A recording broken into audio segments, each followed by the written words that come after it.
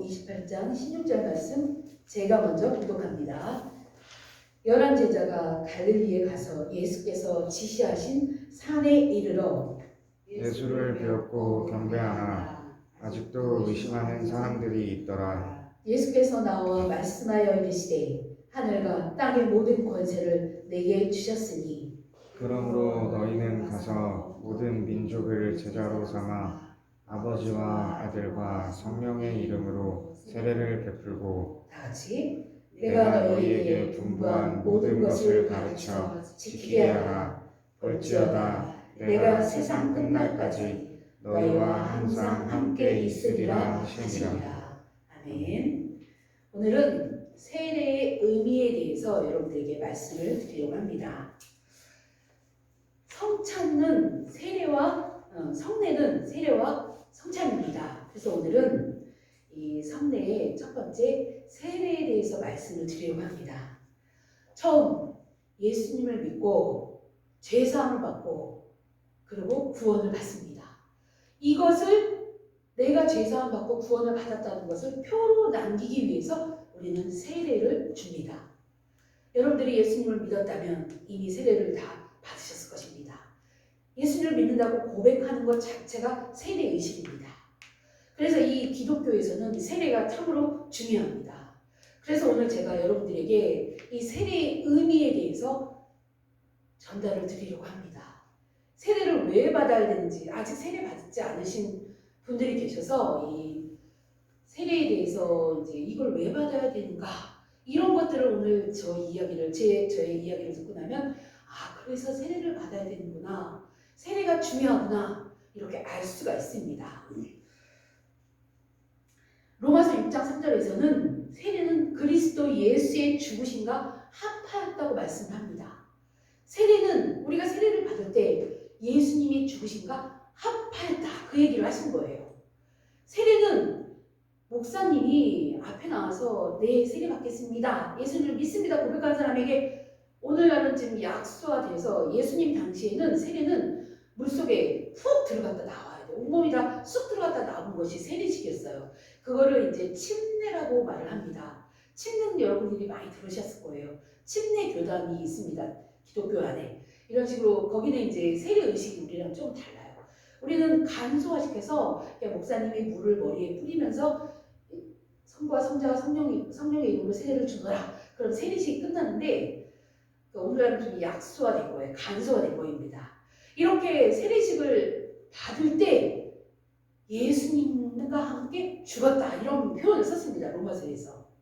예수님은 여러분들이 예수님이 누구인지도 모를 수도 있어요. 예수님은 하나님이세요. 이 온 세상을 만들고 창조하신 그분이 직접 인간의 몸을 입고 이 땅에 오신 분이 예수님이에요. 그분이 모든 인류의 죄값을 대신 짊어지고 십자가에서 못 박혀서 죽으시고 온몸에 물과 피를 쏟으시고 죽으셨습니다. 그로 인해서 모든 인류는 그 예수님이 내 죄 때문에 십자가에서 죽었다, 그걸 믿기만 하면 구원을 받아요. 인류의 죄가 용서가 되는 거예요. 믿는 사람의 죄가 깨끗이 되는 것이 그 의식이 세례예요. 내가 예수를 믿습니다. 내가 예수님 때문에 내 죄가 용서되어서 내가 이제 구원받고 죽어서 하나님 나라에 갈 수 있습니다. 그걸 고백하는 의식이 세례란 말이에요. 보통 우리는 세례 받을 때 내가 세례 받음으로 나도 예수님처럼 나도 죽는구나, 그리고 다시 예수님처럼 사는구나, 사실 그런 생각을 많이 안 하고 세례를 받습니다. 사실 저는 중2 때 세례를 받았어요. 중학교 2학년 때 아무것도 모르고 교회에서 중학교 2학년 정도 되면 세례를 주니까 그냥 세례 받아. 그래서 사실 큰 의미를 모르고 세례를 받았어요. 그때도 예수를 믿는다고 생각은 했습니다. 내가 믿으니까 이제 세례 받을 때가 됐으니까 세례를 받아야지. 그러면서 세례를 받았었어요. 그렇게 세례 받은 분들이 많이 있을 것입니다. 정확한 의미를 모르고 내가 이 세례를 받음으로 예수님의 죽으신가 같아지는구나 이런 생각을 하면서 세례를 받은 분은 사실 많지 않을 것입니다. 우리가 이렇게 세례의 의미를 잘 알고 세례를 받는다면 너무나 좋습니다. 그런데 늦게라도 이 의미를 안다면 아주 지금이라도 이 의미를 안다는 것이 아주 중요합니다. 왜냐하면 세례는 한 번 받고 끝나는 것이 아니기 때문이에요. 그리고 이 세례식과 성찬식은 우리가 그거를 바라만 봤을 때도 그걸 대하기만 해도 우리의 믿음이 자라기 때문에 그렇습니다.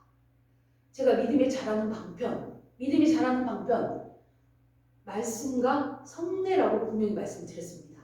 말씀을 듣고 또 듣고 그래야 믿음이 생기고 성찬식과 세례식을 대할 때마다 믿음이 한 단계 성숙을 하는 것이에요. 그렇기 때문에 이 세례는 너무나도 중요합니다. 그래서 꼭 받아야 하는 것입니다. 세례를 받아야 성찬식에 우리가 참여를 할 수가 있기 때문에 더더욱 중요합니다. 이 성찬식을 행해서 내가 그거를 대할 때마다 내가 성찬식을 하면서 우리 예수님과 내가 한 몸이구나 하고 느낄 때마다 우리의 믿음이 자라기 때문에 중요한 것입니다. 우리의 신앙생활은 우리가 세례를 받았다는 이 사실에 뿌리를 두고 있습니다.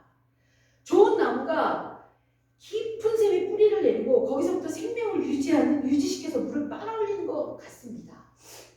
우리는 우리에게 이미 행해진 이 세례를 통해서 우리의 자양분을 계속해서 빨아올리게 되는 것입니다. 한 번 받은 세례가 지속적으로 우리의 신앙생활 전체에 영향을 미치기 때문에 그렇습니다. 그래서 세례의 의미를 좀 더 잘 알게 된다면 우리의 믿음이 좀 더 튼튼한 반석 위에 서게 되는 것입니다. 오늘 말씀을 통하여 이 세례의 의미를 잘 깨달아 세례가 우리의 삶에 어떤 효력을 미치는지 또 어떻게 효력이 나타나는지 그런 삶을 사시는 여러분이 되기를 바랍니다. 예수 그리스도가 제정하신 세례는 눈에 보이는 외적인 의식이에요. 물에 들어가서 그 물로 씻는 것이 우리 주님을 통해서 우리 주님이 제정하신 의식입니다. 눈에 보이는 것이 바로 세례예요. 이 외적인 의식은 내적인 의미까지도 포함을 하고 있습니다.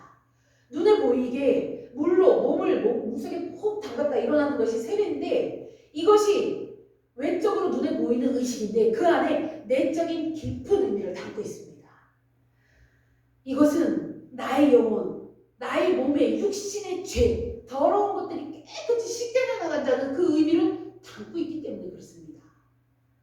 그래서 세례는 우리 속에서 일어나는 죄 씻음을 물로 씻는 형식으로 표현을 한 것입니다. 겉모습으로는 물로 씻는 것이지만 실제 속으로 죄가 씻겨지는 것이 보여요? 안 보이잖아요. 그죠? 육체가 더러우면 이 물로 씻으면 얘가 깨끗해지는 게 눈에 보여요. 그런데 이 세례를 통하여 우리의 죄가 씻겨진다고 말씀을 하고 있습니다. 근데 그 죄가 씻겨지는 것이 눈으로 보입니까? 안 보이잖아요. 그죠? 보여지지 않습니다. 그래서 하나님이 눈에 보이는 이 물로 씻는 의식을 행해서 너희의 속에 있는 죄가 씻겨지는 거야. 이렇게 제정하신 것이 이 세례란 것이에요. 세례를 받음으로 나는 이제 예수 그리스도의 보혈의 피로 깨끗게 되었구나. 그렇게 확신을 갖는 의식이 이 세례라는 것입니다. 그래서 주님은 물로 사람을 씻는 것을 보여주는 의식을 제정하심으로써 우리의 보이지 않는 죄가 씻기는 것을 형상화시킨 것이에요.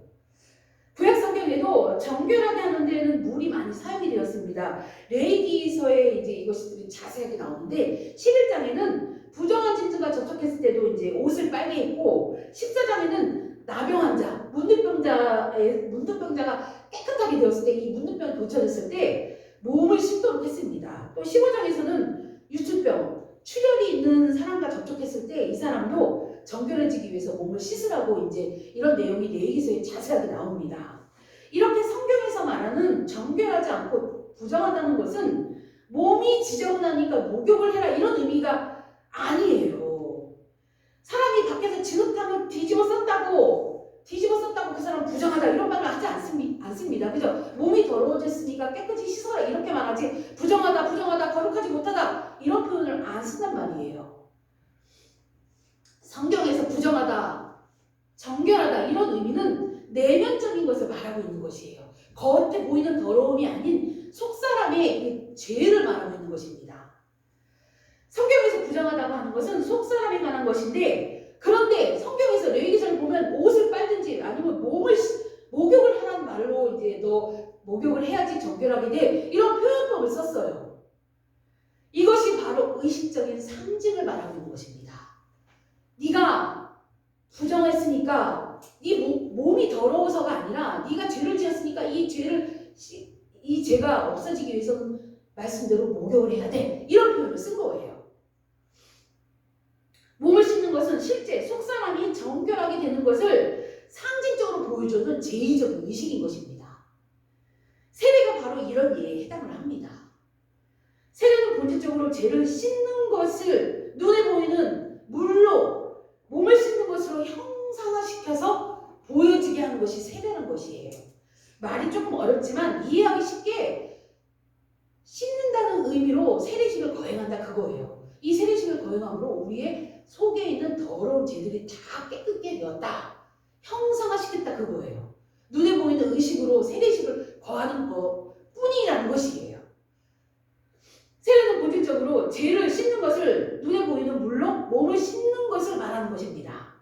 우리는 보이지 않는 것을 보는 영의 눈으로 세례를 바라봐야 하는 것이에요. 목사님이 물을 이제 손에 물 묻혀서 머리에 얹어주고 너 이제 깨끗하게 되었어, 예수님의 피로 너 깨끗하게 되었어, 이 한마디만 했는데 우리의 죄가 용서가 됐다는, 그래서 눈으로 보이게 하는 형식이 세례라는 것입니다. 세례는 눈에 보이는 물로 씻는 행위입니다. 그러나 이것은 목욕을 하는 것이 아니에요. 그래서 그러니까 목욕과 다른 의미예요. 그러니까 제 씻음을 보여주는 의식이란 말이에요. 그래서 오늘날 이것이 축소화된 거예요. 그래서 이제 침례교는 옛날 방식으로 따르기 때문에 침례교 형식으로 가지만 오늘날 많은 기독교인들은 간소화된 이 세례 의식을 치르고 있습니다. 그러니까 목욕을 물속에 들어가서 푹 담궜다 나오거나 목사님이 물을 뿌리거나 아무 상관이 없다는 거예요. 성부와 성자와 성령의 이름으로 네가 세례를 받노라, 그 말 한마디가 중요한 거예요. 그러니까 몸을 물에 담근 거와 물을 뿌리는 거와 같다는 거예요. 의미는 진짜 의미는 죄가 용서된다는 것이 진짜 의미란 거예요. 그래서 간소화를 시킨 것입니다. 그래서 뭐 물에 푹 담그는 침례가 진짜 세례다, 뭐 이런 거 다 의미는 같은 거란 말이에요. 형식이 중요한 것이 아니에요. 의미는 같기 때문에. 그래서 이 세례식은 우리의 죄가 용서되었다, 씻었다는 것을 보여주는 성례전적인 행위뿐인 거예요. 그렇기 때문에 물속에 푹 담그거나 뭐 물을 뿌리거나 하는 것은 중요하지 않다는 것입니다. 진짜 의미가 중요한 거예요. 진짜 의미는 죄가 사라졌다, 그거예요. 예수님을 믿는 순간 우리의 모든 죄가 깨끗하게 되어서, 여러분들이 우리나라는 전통적으로 지옥이 있다는 것을 은연중에 알고 있습니다. 우리 한국 사람들은 지옥을 은연중에 믿어요. 또 천국도 은연중에 믿고 있습니다. 그런데 진짜 천국과 진짜 지옥이 있습니다. 우리는 오늘날은 100세 시대, 120세대 그런 세대에, 그러나 반드시 한 번은 죽습니다. 그런데 이왕이면 천국을 가야 되잖아요. 천국을 가는 유일한 길은 예수님을 믿는 것밖에 없습니다.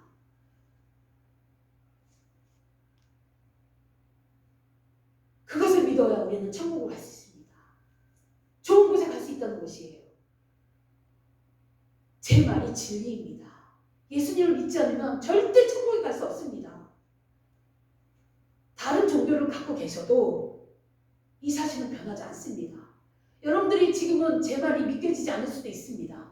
그러나 때가 되면 김선아가 말한 것이 진짜구나 알아지는 때가 있을 것입니다.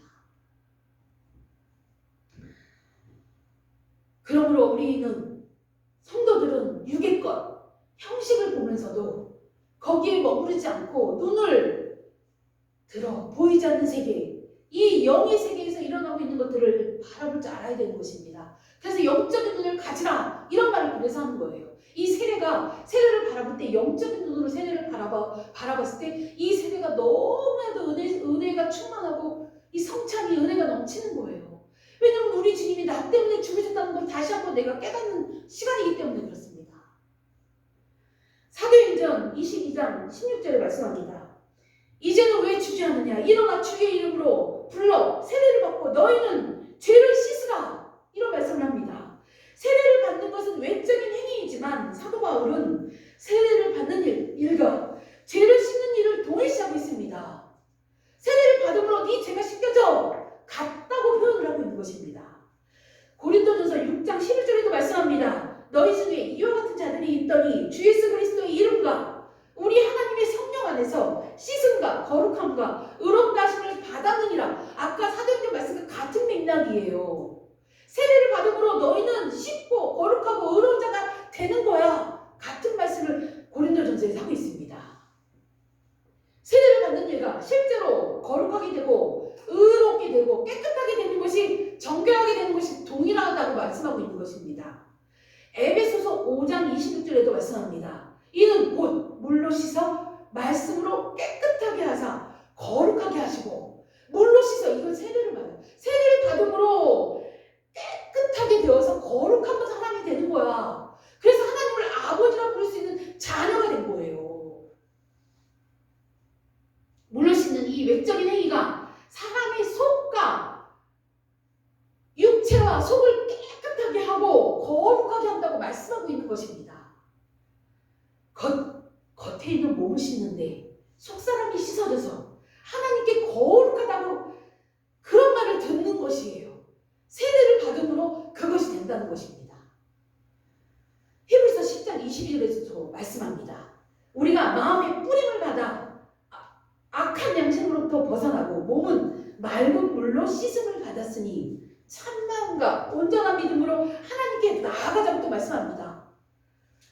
몸을 맑은 물로 씻는 것과 참마음, 진실한 마음과 온전한 믿음이 같은 맥락에서 언급되고 다 비슷한 내용인 거예요. 말은 틀리지만 같은 의미인 거예요. 세례를 받고 네 몸이 깨끗해져서 네 속사람이 죄 용서를 받는 거야. 똑같은 말을 하고 있습니다. 지금 이렇듯 성경은 세례가 보이지 않는 죄의 씻음을 보여주는 의식이라는 것을 반복해서 말씀하고 있습니다.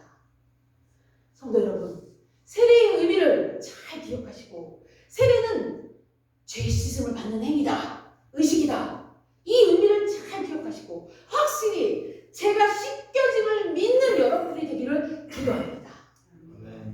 세례는 우리 일생 동안 우리의 삶에 효력을 미칩니다. 세례는 자양분을 계속해서 빨아들이는 생명의 생각 같습니다. 그래서 세례를 받아야 하는 것입니다. 이미 우리는 오래전에 세례를 받았어요. 세례를 받은 지 오래되었다고 했을지라도 이 세례의 효력을 계속해서 누리면서 우리는 살아가고 있다는 이야기인 것입니다. 이미 20년 전, 30년 전에 세례 받았어요. 그럴지라도 지금 그 영향력이 계속해서 효력이 우리에게 나타나고 있다는 얘기예요. 왜냐하면 30년 전에 받았던 그 세례를 통하여 우리는 제 씻음을 받은 몸이기 때문에 그렇습니다. 지금도 우리는 똑같은 죄를 짓고 있지만 예배 때마다 회개하고 고백하고 자백하고 이러면서 우리는 계속해서 끊임없는 제 씻음을 받고 있기 때문에 그렇습니다. 우리는 죄를 또 이 시간 예배 끝나고 가서 또 똑같은 죄를 지을 수 있어요. 그래도 우리는 세례를 받은 예수를 믿는 사람들이기 때문에 하나님 앞에 거룩하다 칭함을 받는 자들입니다. 너 깨끗해. 너 내 아들이야. 내 딸이야. 우리 하나님이 그렇게 말해주신단 말이에요. 예수님 때문에. 그래서 예수님을 믿는 거예요. 하나님으로부터 거룩하다 인정받기 위해서. 그런 자만이 하나님 나라 갈 수 있기 때문에 그렇습니다. 저는 가끔 우리 아이들 유아세례 받았을 때를 생각을 합니다. 거기에 제가 서약서도 제가 사인을 하고 이름을 써서 사인을 했는데 그때 저는 우리 아이들이 아기 때 유아세례를 다 받았는데 그때 저는 아이들을 믿음 안에서 잘 양육하겠다고 하나님한테 서약을 한 거예요. 제가. 그러므로 하나님 앞에 서약한 것이기 때문에 우리 아이들이 신앙생활을 똑바로 하지 못할 때 가슴이 타는 것 같이 아프면서 하나님 앞에 회개하면서 이 아이들을 잘 양육할 수 있도록 지혜를 달라고 끊임없이 기도를 합니다. 하나님과 약속했기 때문에 일생을 제가 주님나라 가는 그날까지 사랑하는 우리 자녀들이 믿음 생활 잘하나 못하나 계속해서 신경 쓰면서 신앙생활 해야 돼, 잘해야 돼, 이 시간 늦으면 안 돼, 이렇게 반복해서 말을 하고 있는 것이에요. 왜냐면 하나님과 사역했기 때문에.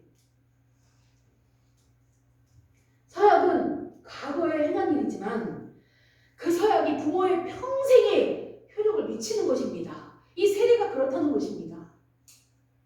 그때 우리가 물로 씻었던 우리의 세례는 옛날 일로 끝난 것이 아닙니다. 그때 주어진 제시스의 효력이 지금도 지속되고 있기 때문입니다.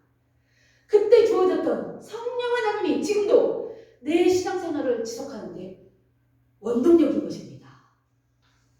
세례를 받을 때 예수님이 영이신 성령님이 우리에게 여러분들 마음 한 사람에게 다 임하셔서 성령님이 거하시는 몸이 된 것입니다. 오늘 본문 말씀, 여러분들과 함께 읽은 이 본문 말씀은 예수님이 십자가에서 죽으시고 나서 부활하신 다음에 제자들에게 이제 부활하신 몸으로 나타나셔서 이제 제자들에게 마지막 지상명령을 주시는 그 내용이에요. 오늘 이 마태복음 28장 19절 20절 말씀을 제가 다시 한번 읽어드리겠습니다.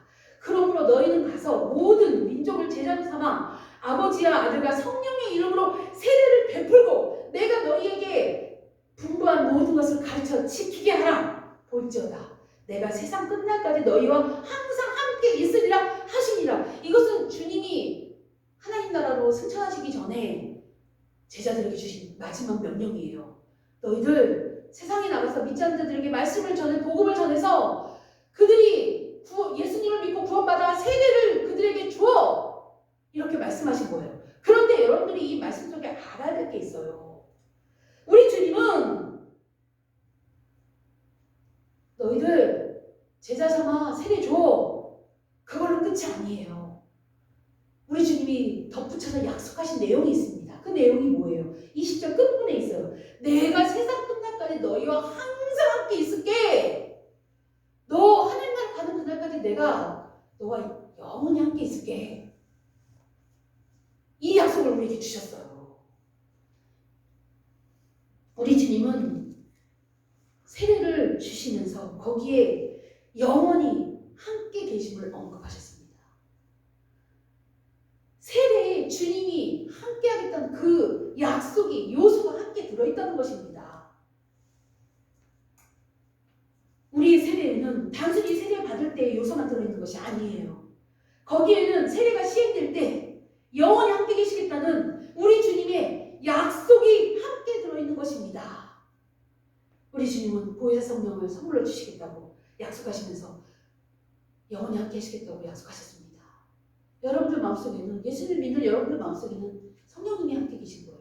성령님이 누구십니까? 하나님이세요. 우리 예수님도 하나님이시고 같은 분이에요. 하나님도 한 분, 예수님도 같은 분, 성령님도 같은 분. 결국 하나님의 영이 여러분들 마음속에 계신 거예요. 그러면서 여러분들의 삶을 인도해 주시고 지켜주시고 보호해 주시는 거예요. 아직 우리 주님 나라 안 갔습니다. 안 갔는데 이 땅에서 하나님의 자녀가 된 자들을 우리 하나님은 지켜주시고 보호해 주시겠대요. 여러분들 성령님이 주시는 평안 누려보셨습니까? 내가 죽을 것 같은데도 내 마음속에 주님이 주시는 평안이 있어요. 이 땅에서 우리는 육체의 노동은 주님 나라 가는 그날까지 우리는 해야 돼요. 그것이 우리 인간의宿命이에요. 일하지 않으면 먹을 것이 없어요. 수고하지 않으면 우리는 굶어 죽어야 되는 것이 우리의 삶입니다. 이 땅에서는 이미 우리에게 주어진 그 삶의 모습이에요. 그게. 그런데 그렇게 힘들고 고달프고 육신이 병들어 아프고 그럴지라도 그 안에 주님이 주시는 평안이 있단 말이에요. 그 평안을 한 번만 경험하면 다시는 하나님을 내가 떠난다고 말할 수가 없습니다.